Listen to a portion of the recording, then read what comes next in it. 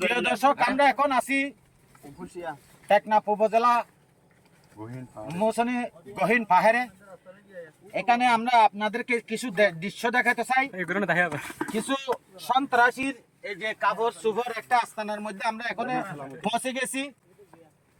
তাদের এই যে খাওয়ার গ্লাস আর প্রায় বাসন, পরনের কাপড়, টাকার বেডশিট, কিন্তু বিভিন্ন ধরনের মহিলাদের কাপড় চোপড়ও পাওয়া গেছে। এটা দেখে আপনাদের কি রকম লাগছে? আমরা আমাদের বাইকে উদ্ধার করতে এসে আমরা এই দৃশ্যটা দেখে আমাদের মানে কি আর বলবো, আমাদের মনের ভাষা প্রকাশ করার মতো না। এরা এখানে নিজের আস্তানা, নিজের বাসা বাড়ি বানাই ফেলছে। এরা থাকার জন্য যে সরঞ্জাম লাগে, মানুষের থাকার জন্য যে সরঞ্জাম লাগে সবকিছু এখানে উপস্থিত রয়েছে। এরা এখানে কি এখানে বলতে গেলে এরা মাদক সেবন করে, এদের মানে অত্যাচার করে, জিনিসপত্র পাওয়া গেছে। মানে আমরা বলবো কি, এরা দিন রাত 24 ঘন্টা এখানে থাকে। এদেরকে এরা তো নিজে আনতে পারে না এগুলা। এদের রোহিঙ্গা কমিটির যারা আছে তারা এদেরকে এগুলো পৌঁছায়। এরা বলতে গেলে সবাই একত্রিত হয়ে এই কাজগুলো করে।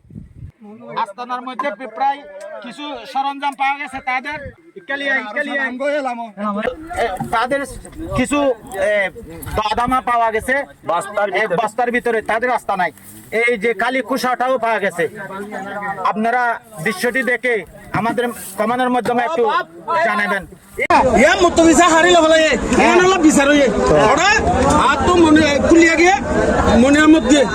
তারপর আর কি যাই মতো জিনিস নদী হ্যাঁ মতো হয়েছে তো মতো হয়েছে নদীলে তো ইয়ে মুরাদ কেন গেল এখন যখন ভুয়ানো পাই এখন আর একটা অভিযান নচলাইম তো হইতে রাস্তা আছে রাস্তায় বা খালি আছে 6টা বাজে আর ব্রিগেড টিম মানব যদি স্টোরি আনতে লই যায় তারা দিলে কমিটি মোতাবিক ইতারা জড়িত আছে মানে কি আর মান্য মানুষ আছিল তো আর তার হল